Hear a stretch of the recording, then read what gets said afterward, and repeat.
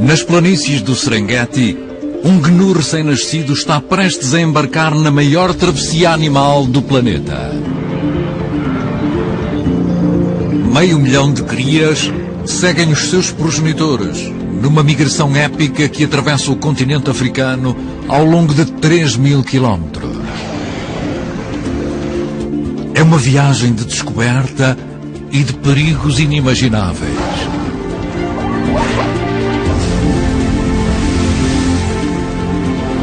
Um rito de passagem a que poucos irão sobreviver. Mas os que sobreviverem poderão regressar como adultos ao local onde tudo começou.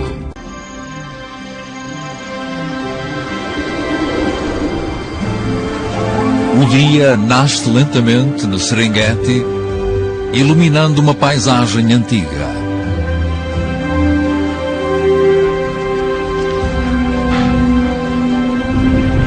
Abrigadas entre montanhas vulcânicas, as planícies estendem-se para lá do horizonte.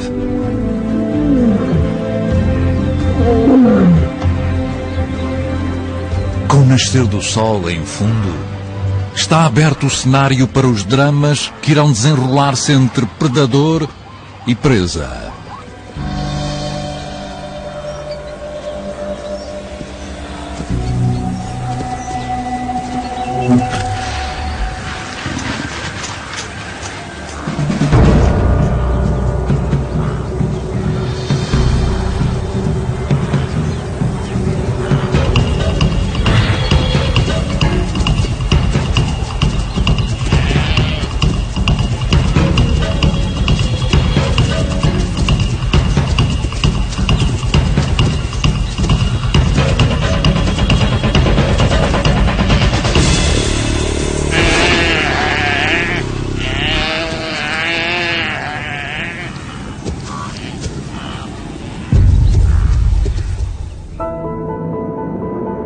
O Serengeti fica no extremo oriental de África.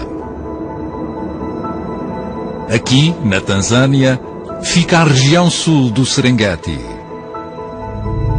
Uma savana quase interminável. Esta paisagem foi moldada por forças dinâmicas e brutais.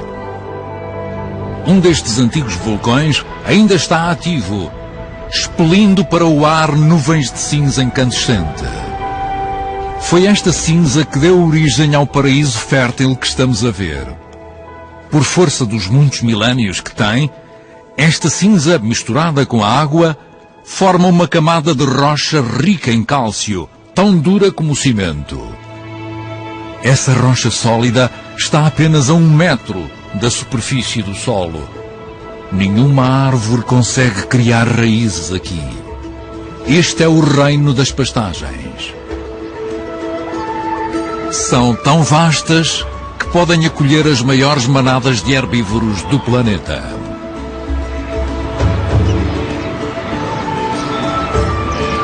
Estes são gnus. Durante a estação das chuvas, o número dos que chegam a reunir-se aqui é absolutamente incrível.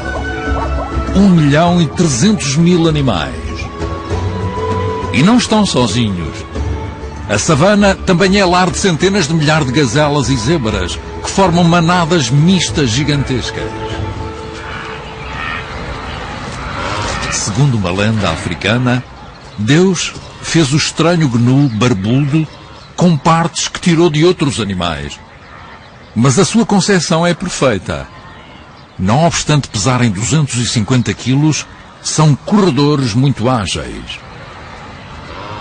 Agora, em finais de janeiro, o seu número está prestes a disparar. Começam a nascer as primeiras crias.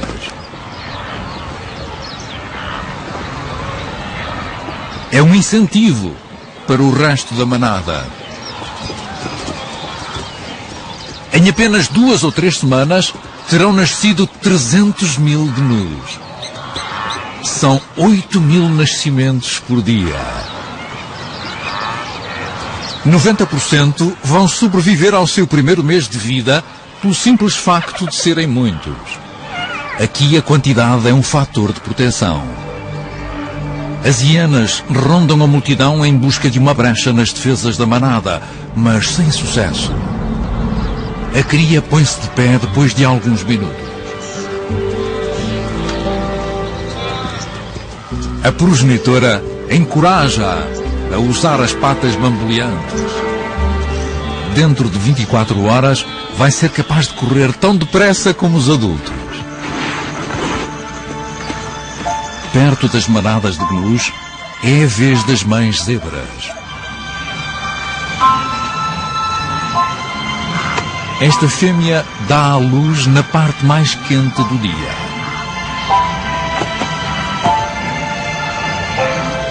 É uma decisão inteligente. Assim, a cria tem tempo suficiente para aprender a andar, enquanto os predadores fazem uma pausa na caça para fugirem ao calor.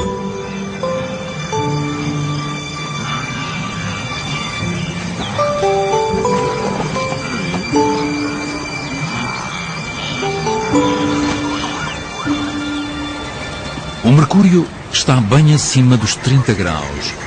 E este grupo de leões, 2 machos, 5 fêmeas e as suas crias, espreguiçam-se em conjunto. Caçar agora pelo sol do meio-dia poderia deixá-los em risco de sobreaquecimento. Para os machos, com a sua juba enorme, isso poderia ser fatal. Além do mais, seria também um desperdício de energia. Sem árvores para se camuflarem, estes caçadores de emboscada têm poucas hipóteses de surpreender a presa. A época é de abundância. Não vale a pena ficarem exaustos. Mas estas 3 chitas não tencionam descansar. Este é o seu território. E qualquer presa que entre nele está a pedir para ser caçada. As crias estão protegidas pelas suas progenitoras, mas um adulto tresmalhado é um alvo tentador. Para capturarem com sucesso um gnu adulto, as chitas têm de trabalhar em equipa.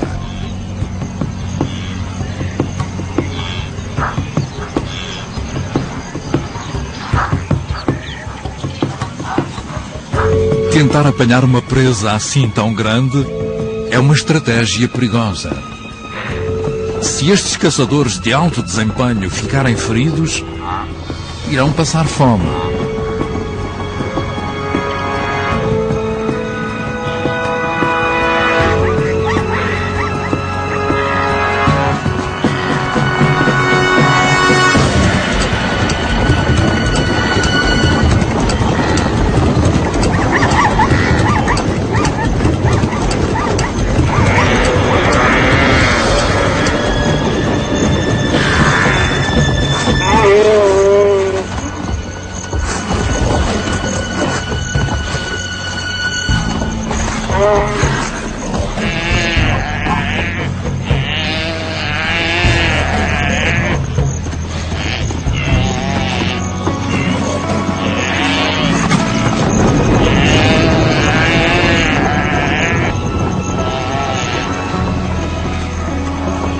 O gnu adulto pesa mais que as 3 chitas juntas.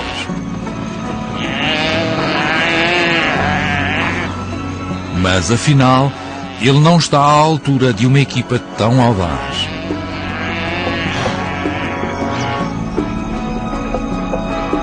Uma das chitas acaba por sufocar o gnu com uma última dentada mortífera que lhe esmaga a traqueia. Para os gnus, as pastagens do Serengeti são o berçário perfeito. O solo vulcânico é rico em cálcio, potássio e sódio. As novas progenitoras comem erva e estes nutrientes preciosos passam para o seu leite, ajudando os ossos das crias a desenvolver-se como deve ser. As crias aqui nascidas são fortes. Para manter o leite fluido, as progenitoras devem beber água todos os dias. Mas a estação das chuvas está a chegar ao fim. Encontrar água está a tornar-se cada vez mais difícil. Existe uma última fonte de água da qual a manada sempre dependeu. Mas os gnus deparam-se com uma visão assustadora. Essa água está a desaparecer depressa, a secar com o calor. A pouca água que resta para beber tem uma concentração tão grande de sais minerais que ficou envenenada. Os nutrientes que antes fortaleciam as crias podem agora matá-las. A situação tornou-se letal. Para as crias, esta lama espessa é traiçoeira. Elas tentam desesperadamente acompanhar as progenitoras, mas acabam por ficar ainda mais presas. O pânico instala-se à medida que os gnus se debatem para se libertar deste lodo. Na pressa de fugirem, progenitoras e crias separam-se. As famílias misturam-se e a confusão instala-se. Quando estão perto, progenitora e cria conseguem identificar-se pelo cheiro. Mas nesta manada de muitos milhares, é quase como procurar uma agulha num palheiro. Nenhuma fêmea ajuda uma cria perdida.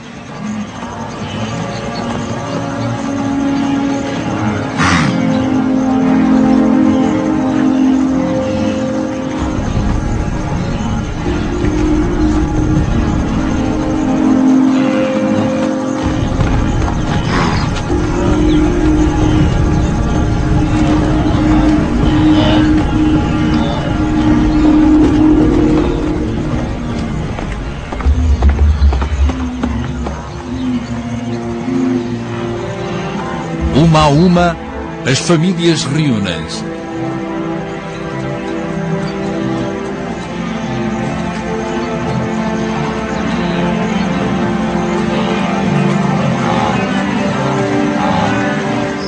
Mas algumas crias não têm muita sorte.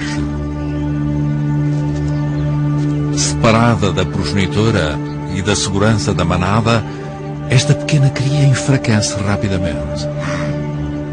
A sua luta não passa despercebida. Os abutres reais são necrófagos e normalmente alimentam-se de cadáveres.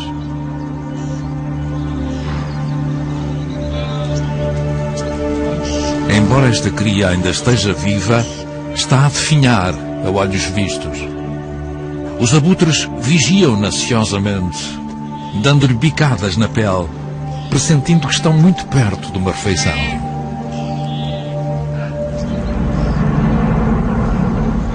Encontrar água não é o único problema. Os gnus dependem de pastagens rasteiras verdejantes. Mas estes pastos foram completamente arrasados. É óbvio que a manada já não pode sobreviver aqui. Tem de partir. As crias estão prestes a iniciar a sua primeira viagem épica pelo Serengeti.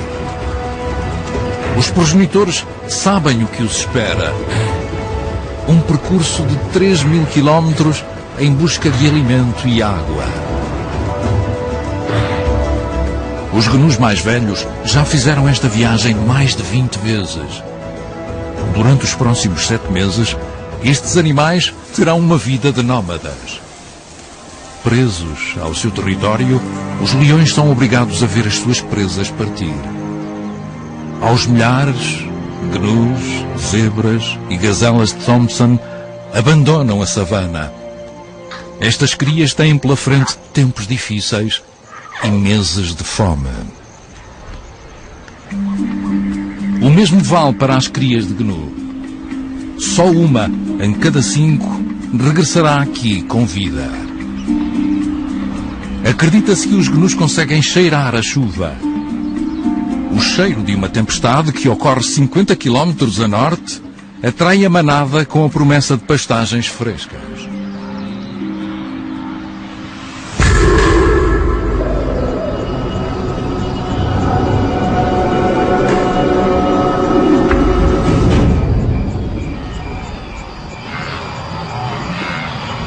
Após muitos dias de marcha, as manadas passam agora pelo corredor oeste do Serengeti e chegam a um marco bem-vindo.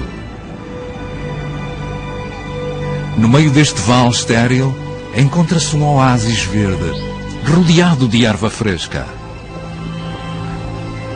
Por todo o lado, as crias são confrontadas com visões estranhas e inéditas. Árvores e vizinhos inesperados. As progenitoras não bebem água há 2 dias. Estão desesperadas. Os gnus viajam em grupos separados. Mas agora, machos solteiros, fêmeas e crias convivem todos perto da água. Mas aqui também há perigo. O mato alto esconde um inimigo familiar.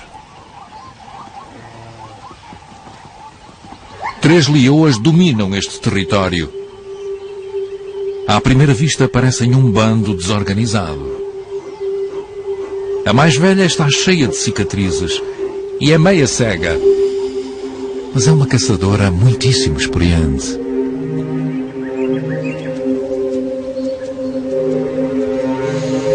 Outra está em avançado estado de gravidez. Para ela, a parada é elevada. Precisa de comer urgentemente. Mas, juntas, conhecem cada centímetro deste oásis.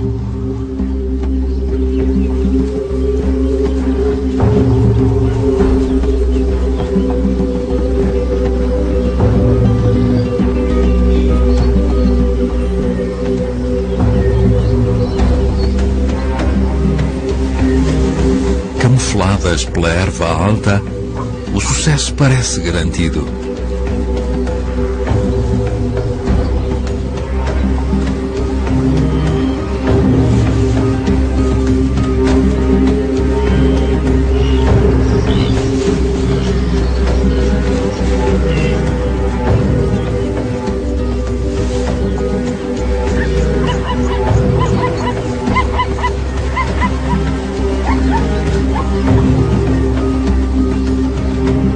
Mas elas estão a ser observadas.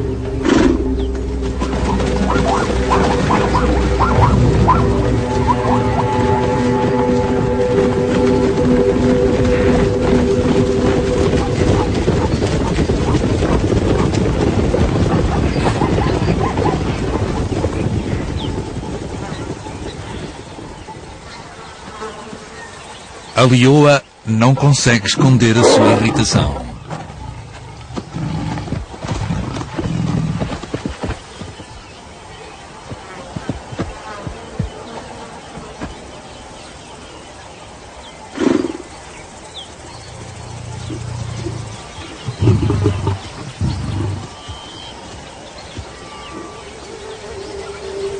O oásis atrai animais como um imã. As leoas assumem as suas posições. Voltam à caça.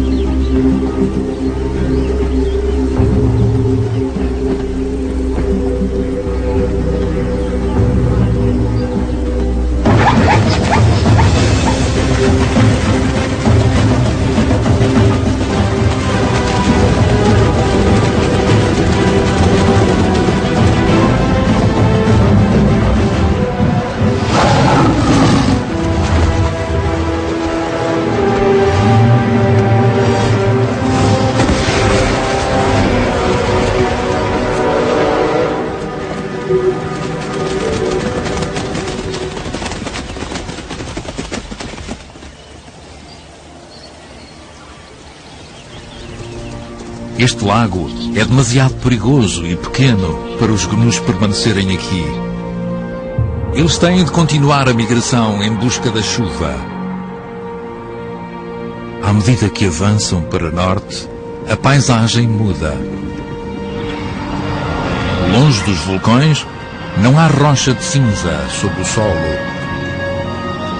Nestas planícies, o solo é profundo e aqui as árvores podem criar raízes. Na sua migração incansável, os gnus atravessam territórios de muitos predadores. E alguns desses predadores não têm território fixo. Esta mãe chita e a sua jovem família conseguem seguir a migração das manadas ao longo de centenas de quilómetros.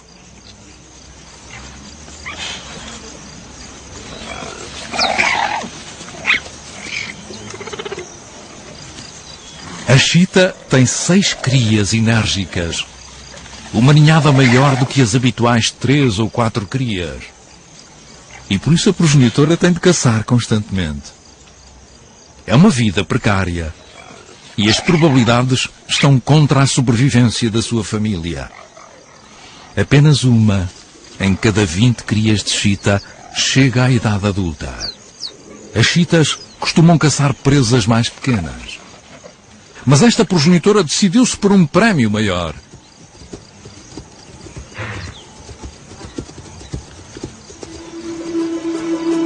Uma cria de gnu está a ficar para trás em relação à sua manada.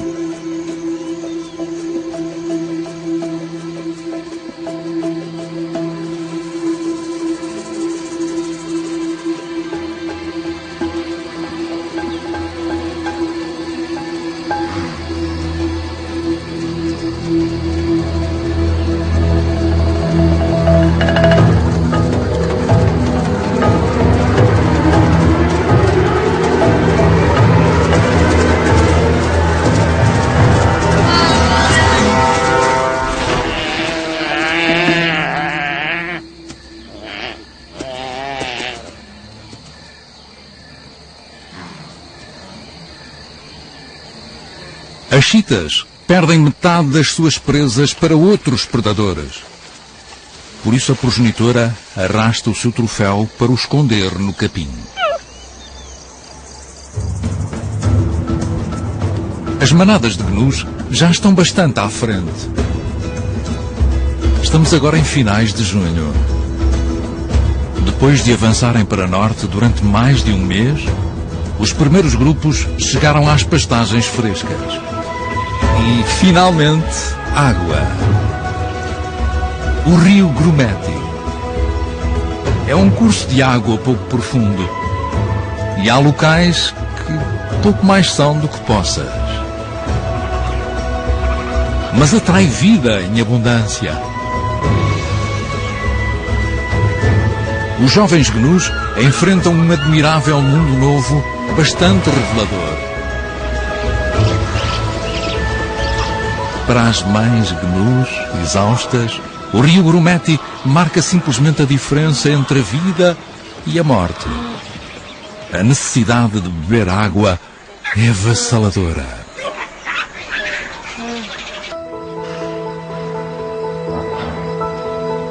Com o cair da noite, a calma regressa ao rio. Mesmo agora, ele fervilha de vida.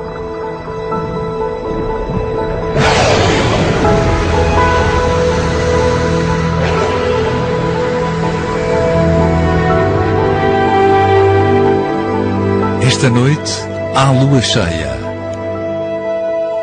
Amanhã será um dia importante para as manadas reunidas à beira do rio.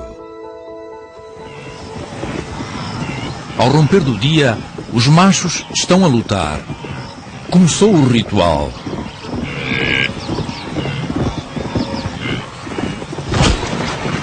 Lutam por território e pela hipótese de acasalar.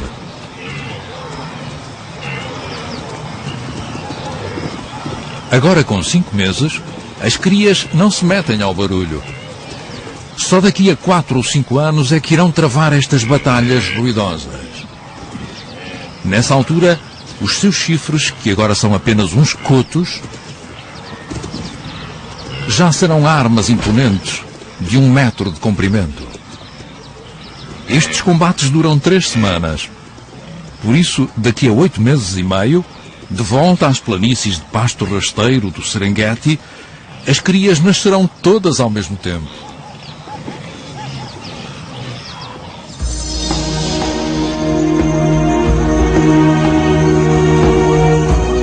estamos no fim de julho. As pastagens ao longo do rio já não têm erva. A floresta está seca e estéril. Mais uma vez, a manada tem de partir, seguindo a chuva, em busca de alimento e água. Mas agora muitas destas fêmeas levam consigo uma nova vida no ventre. Os gnus fazem uma última viagem para beber no charco raso. As crias têm agora 6 meses. Embora ainda dependam do leite materno, são cada vez mais afoitas e confiantes. Uma delas adianta-se demasiado.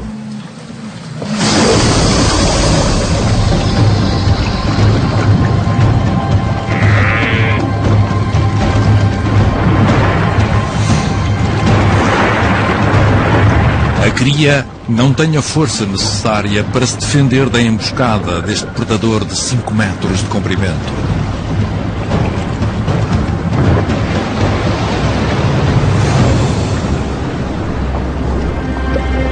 A progenitora observa ansiosa na margem. Mas desta vez não há escapatória possível.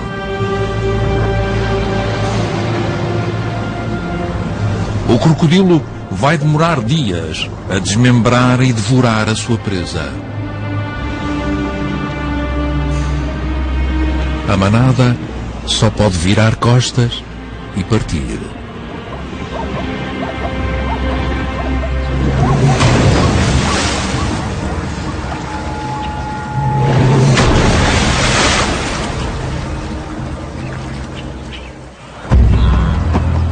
Estamos em agosto, no pico da estação seca. Para trás ficou o rio Grumeti, agora a mais de 100 quilómetros dos gnus. As temperaturas atingem 35 graus Celsius e os gnus percorrem 10 quilómetros todos os dias. Esta é a etapa mais dura da sua viagem. O único alimento que existe é erva seca e escassa. É muito menos nutritiva que os rebentos verdejantes. Não chega para alimentar os gnus.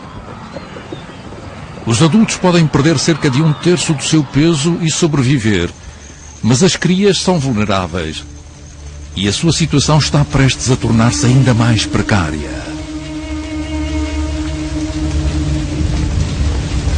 Devido a um raio ou pela crescente intervenção humana, a erva seca arde facilmente.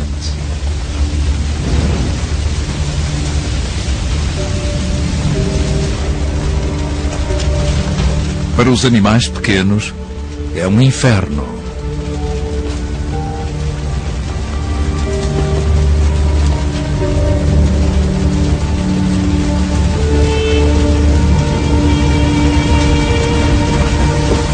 Mas os gnus conseguem fugir às chamas, atingindo uma velocidade de 80 km/h.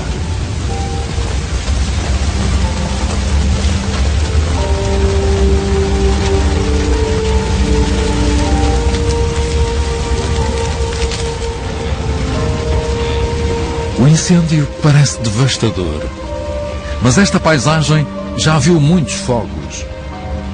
Da erva e das árvores velhas agora queimadas, irão nascer em breve rebentos novos. Mas isso não consola os gnus, que estão exaustos.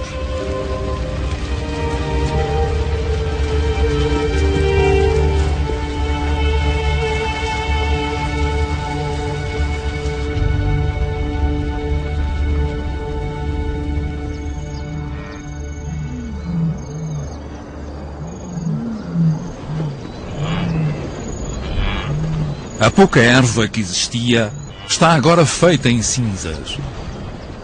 Não há nada para comer num raio de vários quilómetros. Ao longo desta viagem épica, a maior ameaça à sobrevivência das crias não são os predadores. É a fome. 3/4 das crias que não chegam ao fim morrem de fome. As manadas aproximam-se agora da fronteira do Quênia. durante mais de 3 meses, seguiram o seu faro por milhares de quilómetros, detectando no ar as chuvas que se formavam ao longe. Os gnus mais velhos já aqui estiveram. Sabem que há prados férteis com boas pastagens relativamente perto daqui.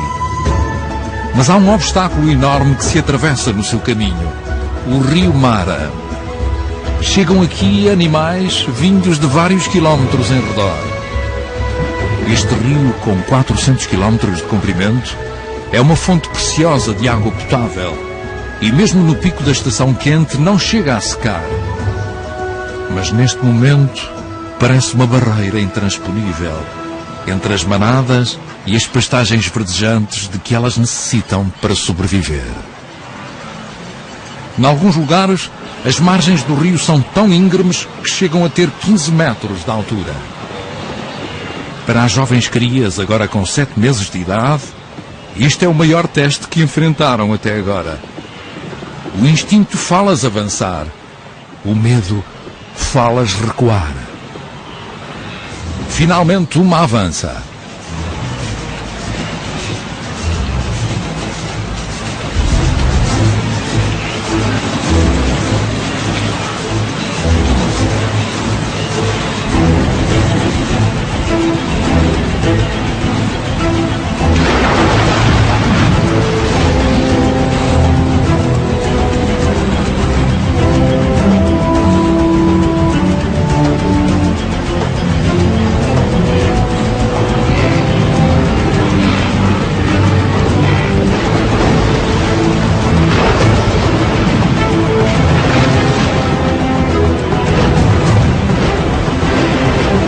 De repente, numa nuvem de pó, milhares de gnus seguem-na, mergulhando abruptamente nas águas.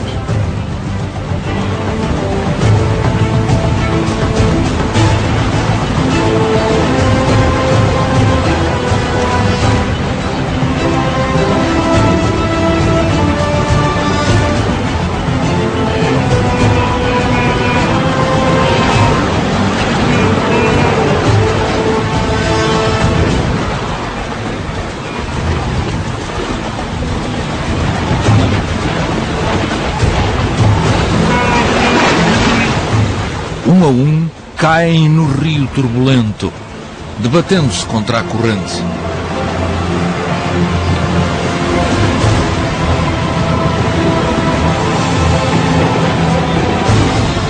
Nas suas curtas vidas, as crias nunca passaram por nada semelhante a este frenesim aquático.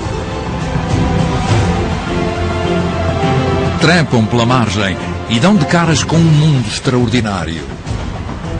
As suas progenitoras levaram-nas às pastagens paradisíacas de Masai Mara.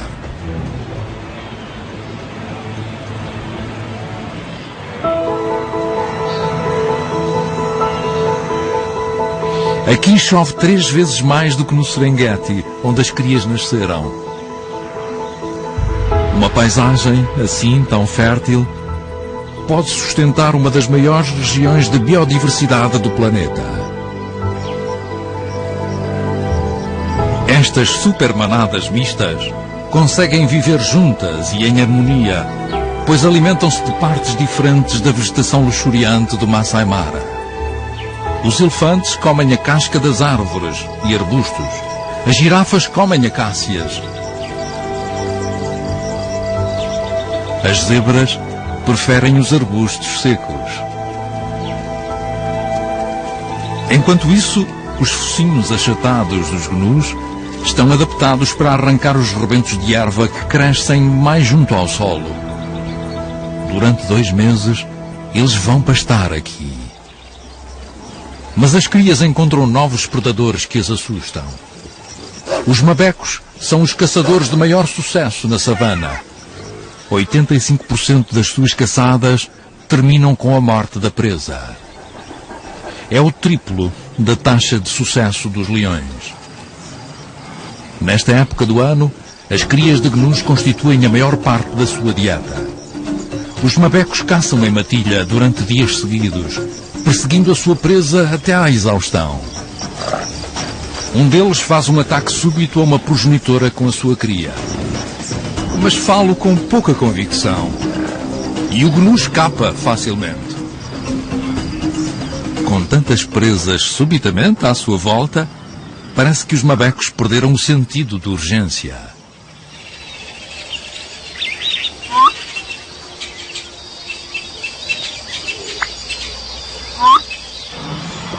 Durante 2 meses, o Masai Mara albergou mais de 2,5 milhões de animais que esgotaram a região. Em novembro, as outrora férteis savanas do Masai Mara já não têm erva verdejante. As manadas têm de partir novamente. Do alto de uma árvore, uma chita observa com ansiedade a partida das manadas. Ela seguiu-as na sua viagem pelo Masai Mara.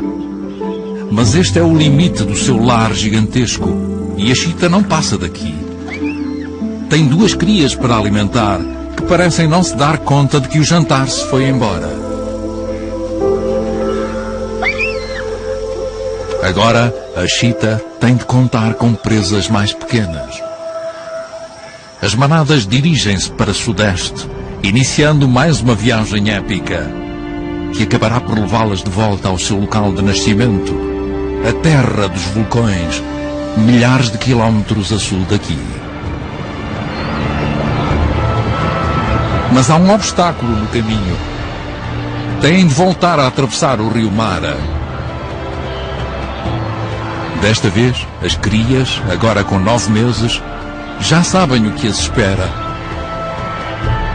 Vão morrer à fome se ficarem aqui. Mas as manadas estão nervosas. Os gnus bebem pela última vez a preciosa água potável.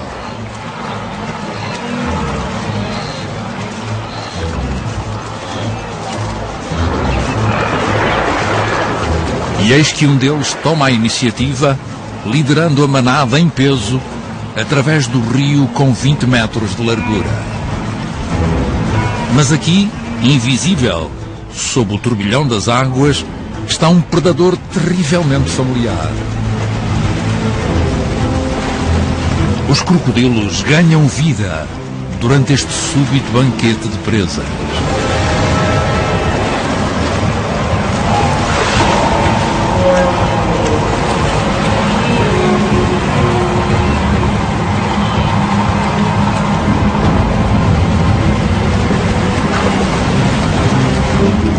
Para esta cria, que percorreu mais de 1000 quilómetros, a viagem acaba aqui.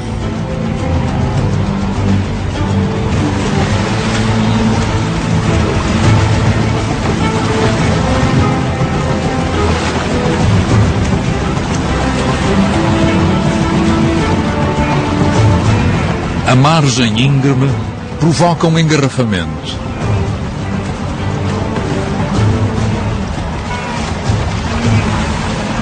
As crias são espezinhadas na confusão. Todos os anos morrem afogadas milhares delas ao tentar atravessar o rio.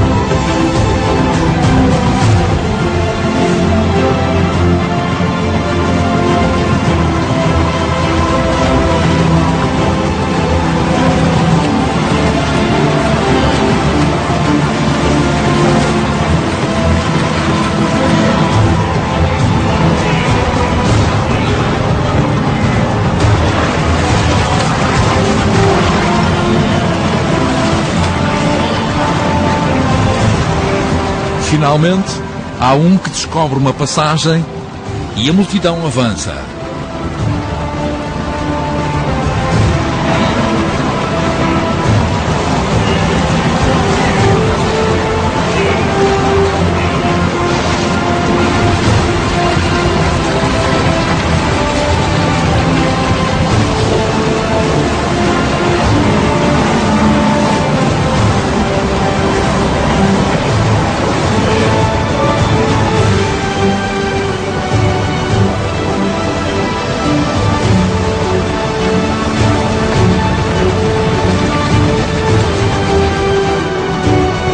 Agora, o aroma da chuva, da erva e a memória de um lugar seguro onde possam dar à luz incentiva-os a seguir em frente, de volta ao Serengeti. A sua procura incansável de alimento e água levou-os numa viagem que totalizou 3.000 quilómetros. Apenas uma em cada 5 crias regressa ao local onde nasceu. A vida para os predadores dos gnus também foi dura.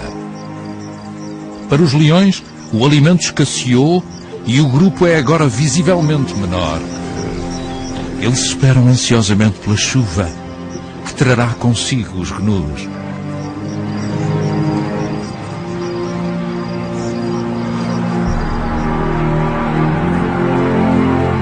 À distância, surgem os primeiros ruminantes nas planícies. Após meses de dificuldades e desolação, a vida regressa ao sul do Serengeti.